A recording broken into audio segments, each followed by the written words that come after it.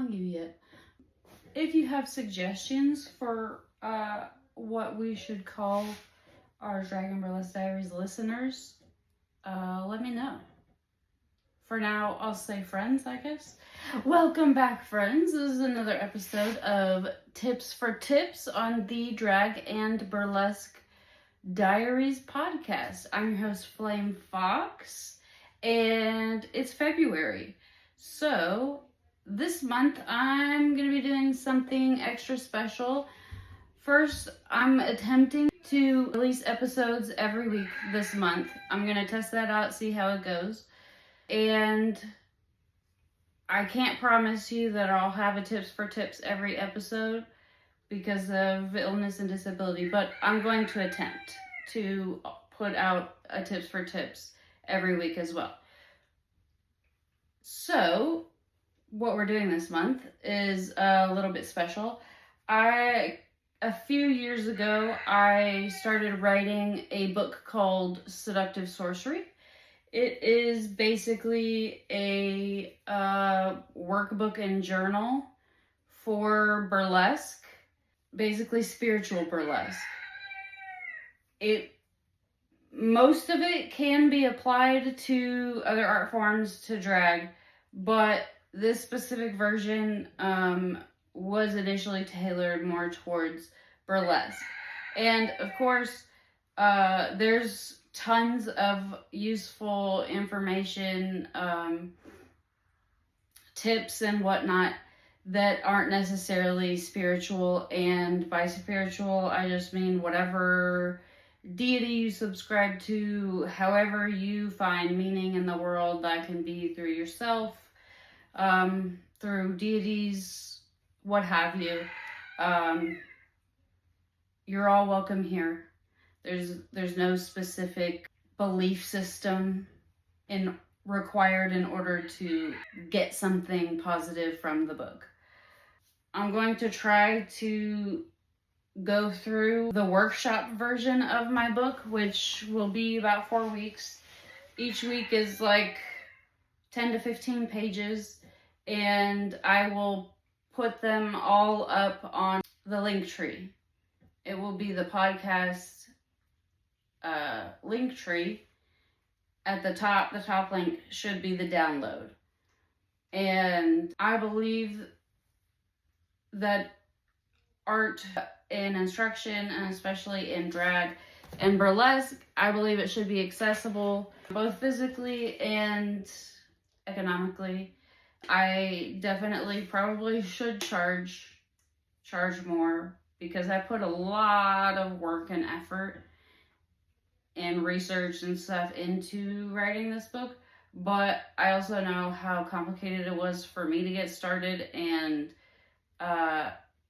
taking classes and stuff is just, it can be rather pricey. So for the month of February, all the pages that I publish on the link tree each week will be $1. So this week I have 15 pages in there. There's some like instructional pages, there's some journaling pages, there's a little bit of everything.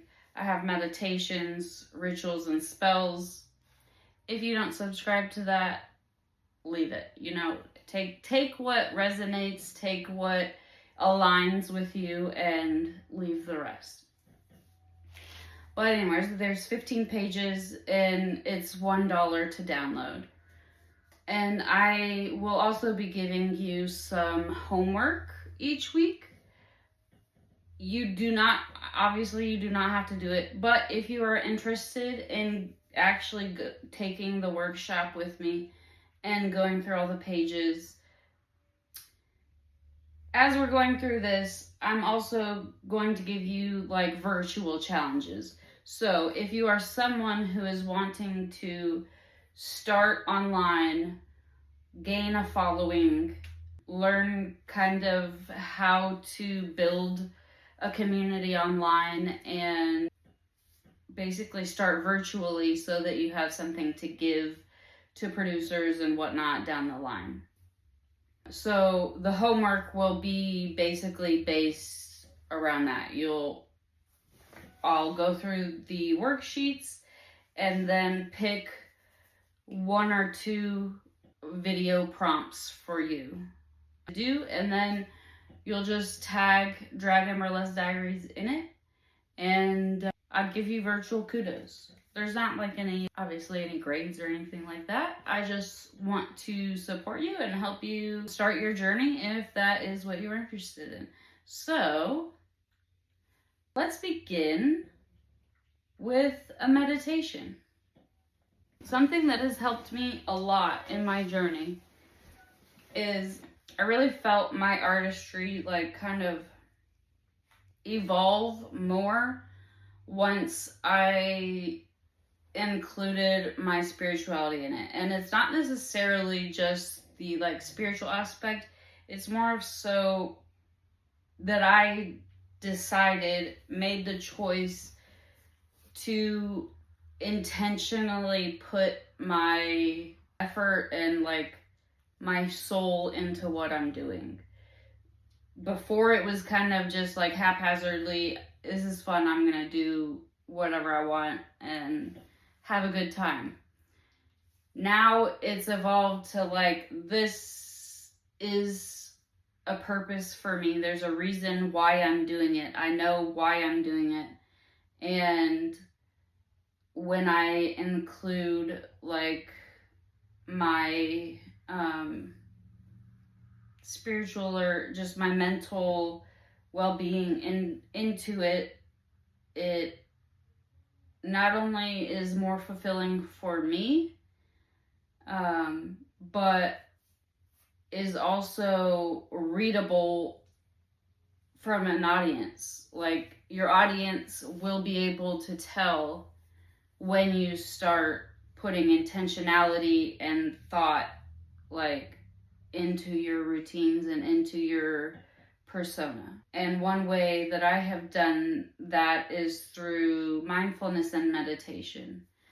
So that's one thing that I want to do with this podcast as well, is at least for this month and every so often, I will at the beginning of an episode include a short meditation that you are welcome to skip past if that doesn't align with you, or you're welcome to sit with me and do the meditation and save the episode and go back to it whenever you need it.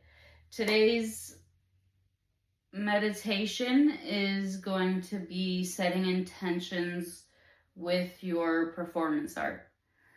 It was initially, like I said, written specifically for burlesque, but it's just in general setting intentions to go into planning and preparing routines and stuff. So find a comfortable place, a quiet place. Begin by finding a comfortable position, either sitting or laying, and close your eyes. Take a deep breath in. Hold it for a moment and then slowly exhale. Repeat a few times, allowing your body to relax and your mind to clear.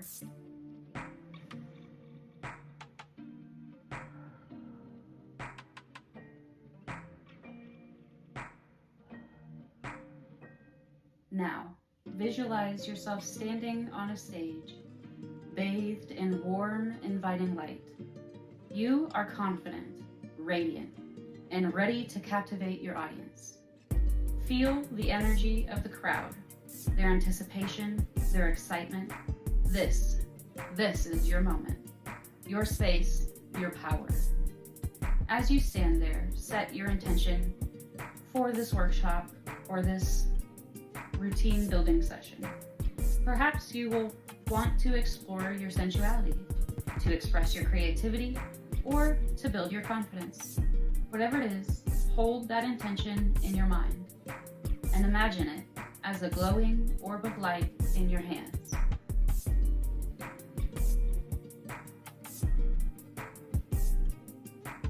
Now, imagine that light spreading through your whole body, filling you with its energy.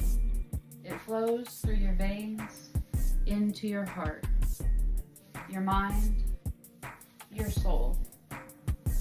It fills you with a sense of purpose, a sense of direction. You are here to learn, to grow, to shine. Hold on to that feeling, that intention, as you move through this workshop or this routine planning session. Let it guide your movements, your expressions, your choices. Let it be your compass, leading you towards your goals. Remember, you are a performer, a seductrix, an enchantrix. You have the power to captivate, to enchant, to inspire. Embrace that power and let it fuel your journey through the world of performing arts. Now, take one more deep breath in. Hold it, and then slowly exhale. When you're ready, open your eyes. You are now ready to begin your journey into the seductive sorcery of drag and burlesque, and others. Welcome back. Thank you for joining me, if you did, and welcome back if you didn't. So the next pages in our workbook are going to be a setting intention spell. I'm not necessarily going to go through every page and everything on every page. I'm just going to kind of skim through it. I'm going to try to keep this episode less than a full episode. So our next two pages are our setting burlesque intention spell. This could be especially helpful before, like on a show day, is when I really like to do my spells or my rituals. It really grounds my energy and helps me go into the space a little less chaotic, a little less anxious. This could also be before you take a class, or, you know, you can use it whenever, honestly. It's pretty simple. You just need a candle, piece of paper, something to write with, whatever herbs and oils you choose, and then a lighter. After that, we have our brief little history lesson. So, I'm not going to go through it all, but I do highly encourage you to research whatever art you're going into, burlesque or drag, or whatever it is that you plan on doing. So this is specifically for burlesque, but I highlighted 4 main eras in burlesque. To begin with is the 17th century, is when it kind of initially popped up. So a figure from that period is Nell Gwyn. And I can't think of the word.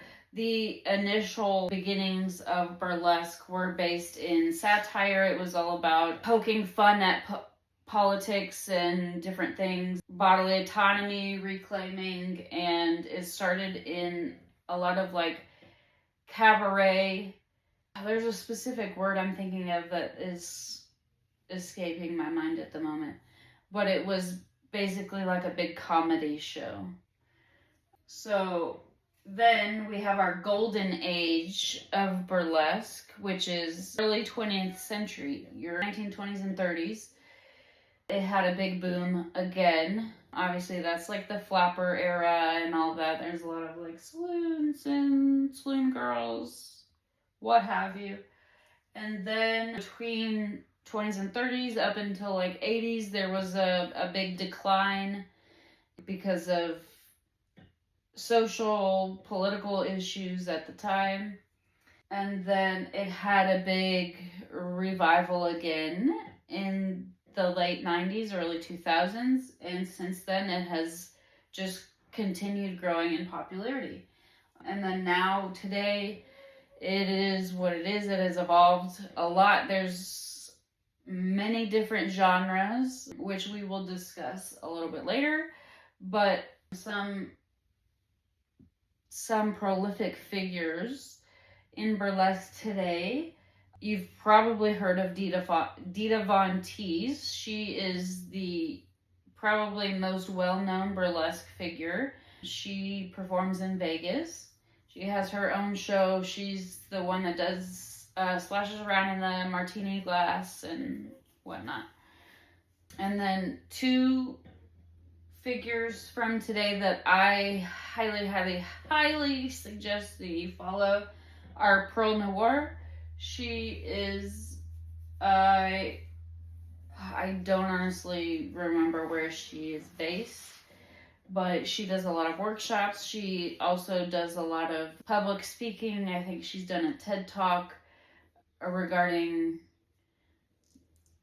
trauma and bodily autonomy and burlesque after trauma and things like that. And she is a prominent Black burlesque performer and someone extremely influential. She's someone you definitely need to follow. And then someone else that I highly suggest following, her name is Ginger Valentine. She is based, I believe, in Austin, Texas. She has either her own website or her own app, but even just on her Instagram and her YouTube, she has tons of like beginner videos and like tips and tricks and choreography and just teaching you a whole bunch of different stuff. So I highly suggest you follow Ginger Valentine if you are new and or learning.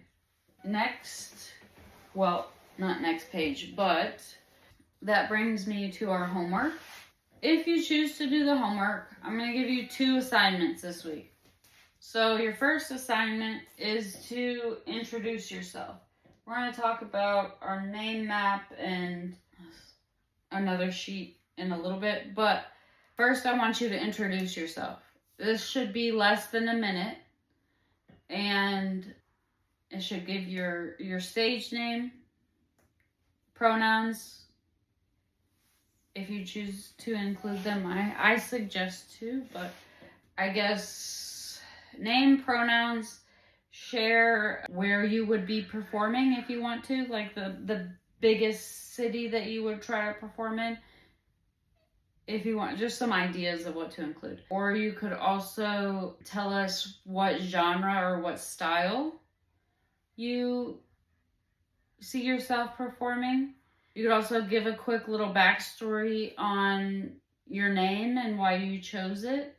And then end telling us like your motivations. Why do you want to do burlesque or drag, whatever, why? What are your motivations? What are you hoping to get out of it? And what your audience can expect out of you. Like, what would your niche be? You don't necessarily have to niche down, but if you had a specific niche, like my niche is basically new, like teaching to newbies, and disability and chronic illness. So that's my niche, is who I'm talking to. So usually I'm talking to new performers and disabled and chronically ill performers. So if you choose to niche, you could decide, hey, I really like anime, so maybe that's my audience. Like, my name is Annie Mae. I plan to do cosplay, drag, or burlesque, and I really want to share like makeup transitions, cosplay makeup transitions. I really want to share like anime character drag, lip syncs, anything that you enjoy, special interests, things like that. So that's your intro video. You don't have to do all of those things. You can just pick a couple, keep it under a minute, and please tag me in it. Tag D&B Diaries Pod on TikTok or Instagram. And if you would like to tag me in it as well, you can absolutely do that at Flame Foxxe. But yeah, that's your first homework assignment. Create a short introduction video. Your second homework assignment for the week is going to be to research one of the prolific figures. That could be, you could choose Burlesque if you want, and that could be anybody in the worksheet that is mentioned, or you can just pick a time period that you like and find a prolific figure from that time period and give us a, let's say, 3 to 5 minute little history lesson. And I want you to practice with green screen. If you need me to, I'll try to give you a little tutorial on how to do that. I'm not going to include that in this video because it's already going to be somewhat long. But either reach out or comment and ask for a tutorial on green screen, or just look on TikTok how to do a green screen video. But that's your like virtual skill that I want you to practice this week. Do a green screen. You can take screenshots or whatever while you're researching of your figure, and then use those in your video and give us just a little lesson. Tell us like why this person interests you and just like a few tidbits about them, stuff like that. And then of course, tag the show in your captions. Let's see what's next. Okay, so next we have our genres. Many performers like to pick a genre or a style and stick with it, and do that almost every routine, and that's great. That's just fine. That's perfect for them if they like to do that. Specifically, there's a lot of people that do like gore or like goth, and there's a lot of people that do cosplay and like anime and stuff like that, and they do that every time as well. Doing that can make you more recognizable. It can like give you a niche, but it can also be somewhat limiting in that you might not always have a show to submit to if you only have that one specific genre or niche, whatever. I personally don't really have a specific genre. When I was doing just burlesque, I would have called it, I guess, neo-burlesque.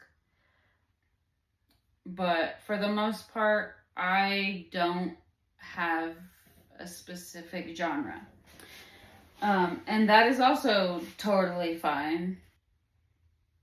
In that way, you would more likely have like signature routines that people would know you by, as opposed to a whole genre. Like, so somebody could be like, oh, that's the goth performer or whatever, as opposed to like, oh, that's the performer that has the Pikachu act, you know, something like that. So there's no wrong or right way to do it. It's just however fulfills you best, I guess. Whatever feels most right to you. I'm going to quickly go through some of these genres. So we have, this is specific to burlesque. We have your classical. That's the old-timey one that you're going to see encrusted rhinestones everywhere. You know, the tight corsets, the hourglass figures, the heels, and what most people would think when you hear the word burlesque, besides the movie. That's not burlesque. Anyway, I digress. Next, you have your neo-burlesque. That is basically not classical. It's using modern music and more modern costuming. The neo-burlesque is going to be probably less of the encrusted. You'll probably still have a lot of rhinestones if you choose, but it'll be more pedestrian clothing or more character-centered, probably. So, like, famous or infamous characters, TV, movies, things like that. Next, you have your Nerdlesque. Most of these are very self-explanatory. That can also include your cosplay and mostly any fandom. I think any kind of fandom falls within Nerdlesque. Then you have Cabaret. This is going to be like a whole show. Your performers are also singing, or they're performing with live music. You have Circus Burlesque, also self-explanatory. You have your fire spinners, your fire eaters, your like lyra apparatus performers, all of that. Lots of stunts, lots of acrobatics, lots of things like that. It's really super fun to watch. Next, you have your Gorlesque. That is goth, like, obviously self-explanatory again. Your horror-inspired routines is another big niche. There's a lot of people that enjoy and or perform the gore and goth and bloody horror, stuff like that. Personally, it's not my style that I enjoy performing, but I think it's really interesting to see what some people come up with. I think it's really, really cool. Next, we have Queerlesque. Again, a little self-explanatory. Queers taking their clothes off. This is very broad, very all-encompassing. Basically, anybody on the LGBTQ spectrum performing burlesque or using burlesque as a political statement, satire, things like that. Next, you have your Draglesque. This is basically what I do, performing drag, lip syncing while also strip teasing. You have Boylesque, is kind of the same. Drag kings or men who perform burlesque is called Boylesque. I like to add an I, so it's BOI lesque. So that's another, I kind of consider myself Draglesque, Boylesque, Queerlesque. It's kind of all the same a little bit. And last, there's more than this, I'm sure. Lastly, in our workbook, we have Showgirl Burlesque. That is going to be your Dia Von Teese, your Vegas show. This is big headdresses, all the rhinestones, all the big props, the martini glass. You got your like balloon popper people and things like that. So that is Showgirl Burlesque. Next, we have our props. So our first prop is going to be a boa. Usually you're going to see a feather boa, and you absolutely can find vegan feather boas. Those are going to be highly expensive. Especially the ostrich feathers. Those are going to be the really fluffy, poofy ones. Those are going to be really, really expensive. And then you can get the fake feathers a little bit cheaper, but your most affordable and accessible route is going to be a tulle boa. I made this myself in less than a day, probably a few hours.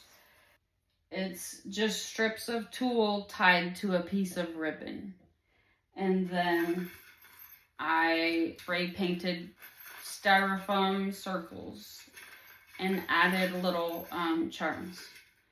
So that's going to be your best bet, especially if you want a few different colors. It's still super poofy and fluffy and can hide what you need it to hide and works great. And I really love the tulle boas. So next we have your fans.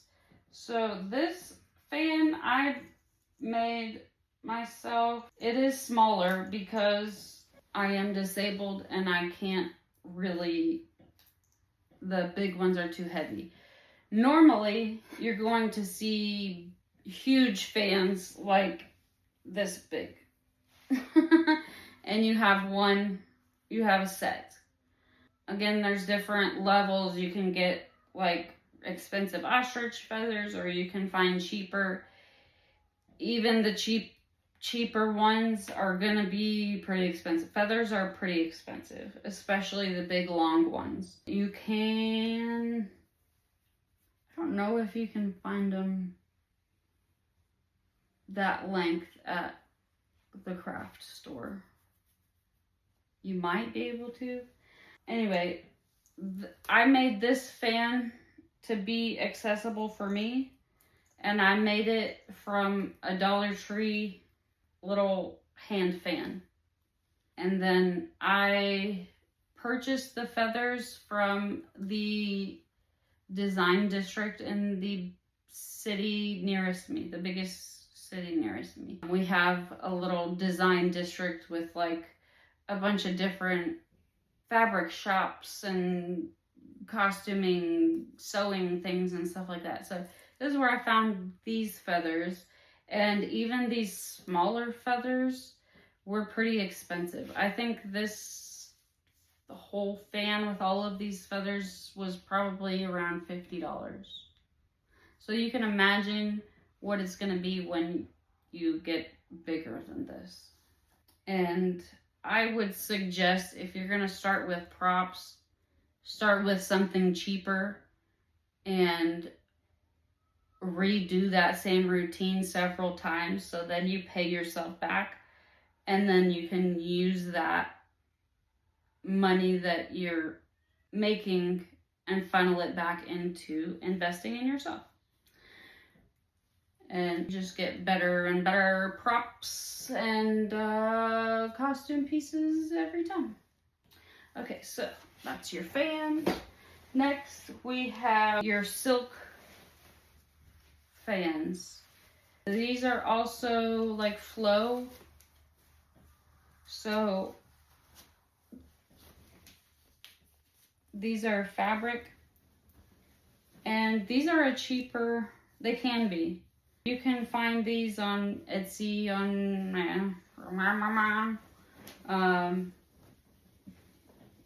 on all the cheap places. These are pretty affordable, the cheaper ones. Obviously, if you want nicer, the nicer they are, the more expensive. But if you're just starting out, you can get these. I believe they're called veil fans.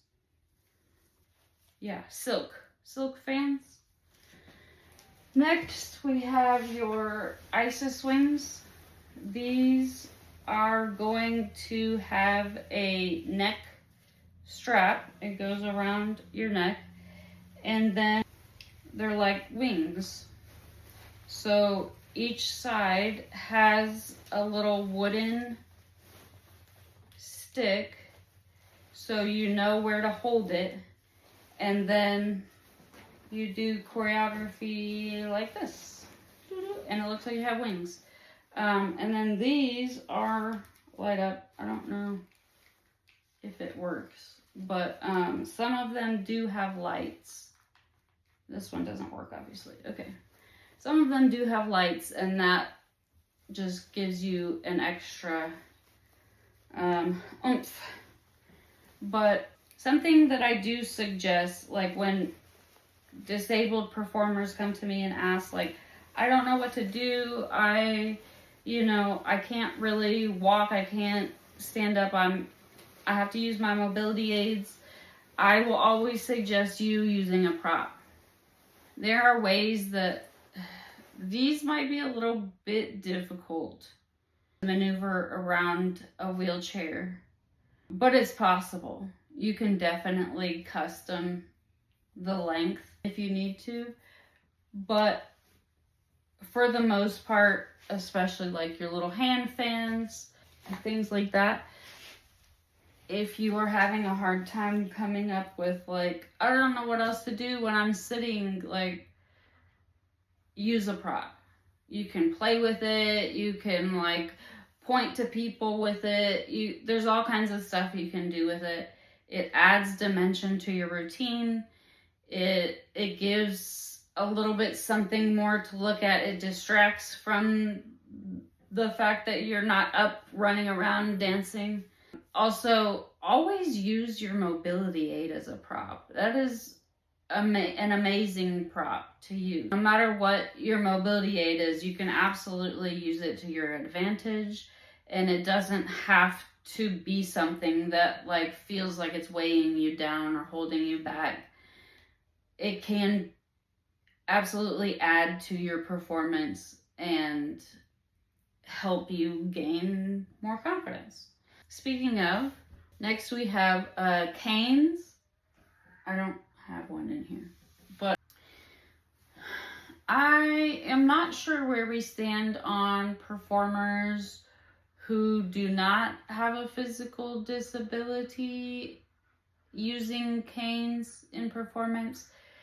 I recognize that it's been kind of a historical thing with jazz, and I guess maybe it's okay if it's like a dance specific cane. You can tell, like the black and white, like you can tell it is specific for dancing, for performing, and it is just a prop. In that context, please do not use it to fake an injury. Don't pretend to have a limp, things like that. If you're going to use it as a prop, use it as a prop and not as in faking an injury or something like that. That's when it gets into appropriation and disrespecting actual disabled people. If you do use a cane in real life, please use it on stage. That's kind of why I started performing with a cane, because I didn't see anybody else doing it. Now there are plenty of performers who perform with a cane, and you can use it functionally and also as a prop. There's lots of things that you can do with it. So yeah, that's my little chat on that. Another prop for burlesque specifically is Parasol's little cutesy umbrella. That would also be a great prop to use while you're sitting down. You can definitely play with it, move it all around. So your next worksheet is your costume staples. This is again specific to burlesque. Okay, your first costume staple is going to be your corset. There are lots of different styles of corset. This is, I believe, called an underbust. It has no bra cups. It just goes under your bust, around your waist, and then it ties in the back.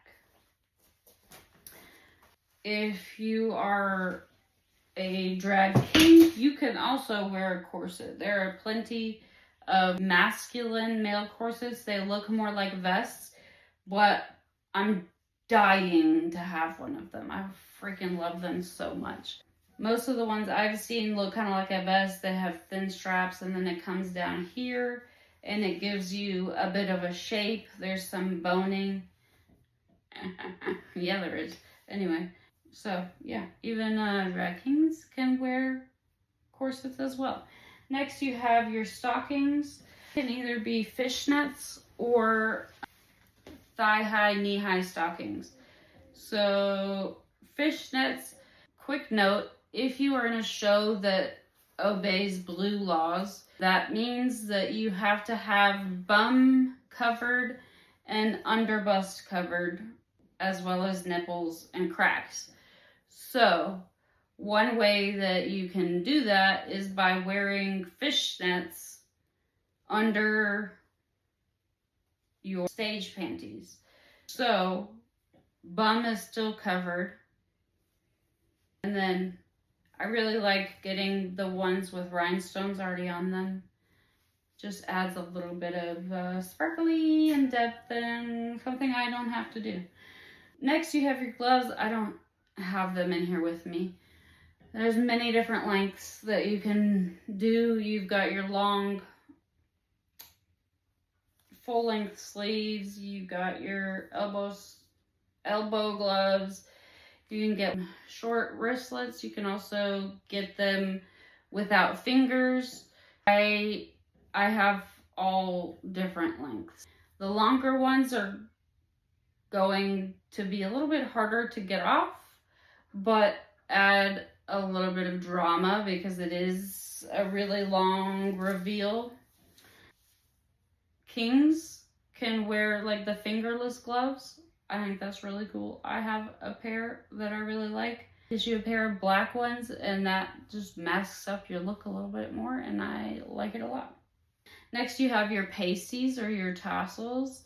This is going to be the thing that covers your knit knots. Generally, they are circles, but you can find any shape, pretty much. There's tons out there, and you can also make your own. If you want, comment if you want a tutorial, and maybe at some point I will teach you how to make pasties. You can absolutely do it for very cheap. You can get, like, Walmart has the little flower pasties that are new. You can get those, or the little silicone ones. I will say, if you get the little silicone ones, you're not going to get rhinestones or anything to stick to them. You're going to have to add something over the top of it and then put the rhinestones on. But if you want simple, easy, cheap, get the little cloth ones from Walmart, Target, whatever, and then rhinestone the heck out of them. Those you're not going to want to add tassels to. It's going to be too heavy. But your regular tassel pasties you make with foam. You make a little cone shape kind of, and then you can stick your tassel. Yeah, that's just another thing, like, especially if you're disabled and seated, you can still absolutely do tassel twirls and stuff like that. All right, so next we have our name mapping worksheet. This is, actually, there's some costume staples I forgot to go over. Okay, here's a couple more costume staples. This is a circle skirt. It goes around the top of your waist, and you hold each side, and then when you bring it up together, it makes a full circle. So you can do a lot of things like this, tossing it. And this one's a little heavy, so it doesn't float as much as it should, but it just is really pretty, and you can do some really cool choreography with it. So this is your circle skirt, and then you have a bodysuit, which is self-explanatory and can be anything. So this is a full bodysuit, long sleeve, nude, and it already came with a ton of rhinestones and stuff. I will say another costume staple that you must have is a safety thong. So no matter what you're wearing on bottoms, I highly suggest wearing safety undies. This can be nude or the same color as your stage panties, but it's just an extra protection for yourself and the audience. They came to see a show, not necessarily a full labia show, but that's your costume staples. Next, we have our name mapping worksheet. This is how I came up with my stage name. Obviously, you don't have to do it this way, but I really like making decisions this way. It's helped me come up with a lot of different things. So, I got this prop. This is another prop. It is ribbons. So this is a flow prop, but I have also used it in drag / burlesque. This is really light, super easy to make. I made 2 sets of these for less than $5. It's a dowel, some tape, a hook, and some ribbon. Super easy to make. Another great prop to use when you're sitting. So there's that. Our name mapping worksheet has 6 different categories. So what you're going to do is, in each category, you're going to write down, I don't know, 3 to 5 or however many words you want.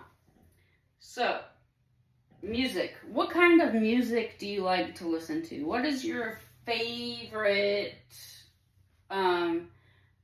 music genre? What is your favorite band, your favorite musician? Write all that in here. Your inspirations. Why are you starting burlesque? Who inspired you? Why are you starting drag? Is there an infamous or a local performer who you're like, ooh, I love what they do. This is why I want to do it. Or I like their style. I don't want to copy it, but I want a style similar to that. Write their name. Next you have adjectives. This is any adjective describing yourself or who you want your performer self to be. For me, flame. First, flaming. Next, see what else. Who am I? Who is flame? So,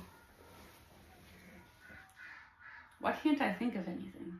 When I think of who I want my performer self to be, silly, wholesome, but also sometimes sensual. I like to mess with the audience. I don't know what that is. Interactive, informative, representative. I don't know if that's the right word, but I like to represent my disability community. I like to advocate, things like that. Style and genres that you like. We talked about some of the genres earlier. Which ones stick out to you the most? Which ones do you see yourself doing the most? Symbols. Are there any symbols that you really like? Any items or things like, I really like foxes. So that's kind of where Foxxe came from. Just any special interests, any little things that you really enjoy, things like that. And then your aesthetic. Colors that you really like. What kind of style would you like to go for? Would you like more goth? Would you like more pink pastel? Want to do a lot of red, sensual? What aesthetic do you see yourself doing? And then once you have written in all of those circles, I want you to go through and circle the top ones that really stick out to you. And then in the center of the page, I want you to write all of your favorites. All your favorite things from each section. And once you have your favorites, I want you to either go look up baby names or something like that. Look up names that you think fit that vibe of your favorite things. Look up synonyms for some of the words that you have. And just kind of from there, come up with a name out of your favorite things. And, of course, if you do that, let me know. I'd love to hear what you came up with. I'd love to, if you do the worksheet, if you follow this process, I would love to see it. That would be really cool. Next is similar, you have a routine map. So I've got two different ways that you can plan a routine. The first one is in the workbook. It's called your routine map, and it's similar to the name map, where you have your 6 different bubbles. You have your themes, characters, styles, songs, hair, makeup, and costuming. And you're gonna do the same thing. You're gonna just write, like, you could start from any level in the planning process. It could be like, I have no idea what I want to do. Let me just sit down. You could think of like, I've been thinking I might want to do a routine based on baseball. So that could be one of your themes. Or you could start with characters and think like, I've been really wanting to do a routine based on Lucifer. So then you start with your characters, and then you go backwards, and then you go, that theme would be hell. So yeah, just use this as a little guide. Try to come up with a routine. Or I like this other one a little bit better. It's my routine planner I made, and I will, by the time this comes out, I'll have it up on the link tree. But it is separate from the worksheet, the workbook. And it is just a planner that I use for every routine that I come up with. The top is going to be song ideas. At the very top, I believe there's a spot for the date of the show, and the theme of the show. And then you're going to write down all your ideas that you have for songs. There's a section for brain dump where you just put all of your ideas in, write them all down, and get them all out of your head. And then you have costume design, your ideas for what you want your costume to look like. And then you have a list for what you need to buy and what you need to make. And that has helped me so many times in routines. Not only does it help me organize step by step what I need to do for my routine, but when I go to submit to a show, it also helps me have that tangible concept. From this, I can write a concept pitch and, pitch my routines a lot better, a lot more clearly to producers. Okay, so after that, we have a journal page. This is performer basics. It's just a few questions asking you like your motivations. What about performing are you drawn to? What do you remember about the first or the most memorable performer, performance, or show? Who is your favorite performer or routine and why? And what style appeals to you most and why?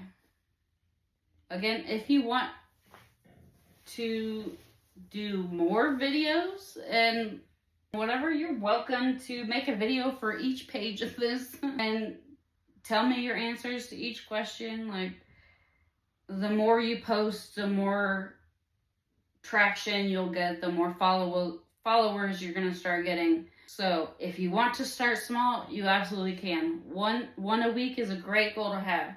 If you're kind of in the middle and you're wanting to progress a little faster, you're more than welcome to do as many videos as you want and tell me all of the answers to all of the worksheets. So after that, we've got a couple of pages for networking. The first one is going to be locals to follow. I want you to look on whatever social platforms you're on and look in your area for performers. You can search whatever city you're nearest. Dallas Drag Kings, Dallas Drag Queens, Dallas Burlesque, artists, whatever. There's 4 sections on this worksheet: performers, producers, creators and designers, and instructors and classes.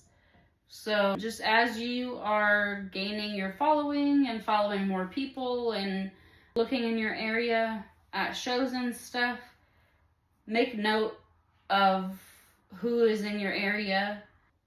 And this could help you a lot later when you are ready to build and ready to start working on things. Like, if you want, you can reach out to these people and build your community. Look and see if any of them have classes or workshops. And then lastly, you have your networking contacts. It's basically the same page, but I would use this if I were going out to a show. You don't necessarily need to talk to the performers. If you are feeling shy and not necessarily wanting to go up to people, you can absolutely just be watching the show and writing down the performers you want to follow or the producer's name and just be building your networking contacts. And then our final page in the worksheet, sorry this has been so long, is just a reflection page, a journal page for you to write down any ideas you have, any thoughts that came up during the week, any thoughts that came up while you were filling out the worksheets, what you liked about the worksheets, what you like about the workshop that we're going through together, what you don't like. Whatever, this is just open for you to reflect. And sorry that took so long, but thank you so much for sticking with me. I do hope that you'll come back next week and share some of your answers with me on the worksheets. Anyway, this has been another Tips for Tips episode with your host, Flame Foxxe, on the Drag and Burlesque Diaries podcast. I sure hope that you'll join me again soon. And follow me on socials at D&B Diaries Pod, or follow my personal at Flame Foxxe, Foxxe. If you would like to appear on the podcast, share a story with the podcast for one of my guests to react to, or if you have a question that you'd like me to answer in a Tips for Tips episode, please feel free to reach out to the podcast on email at dnbdiariespod@gmail.com. And that's all, folks. Okay, I love you so much.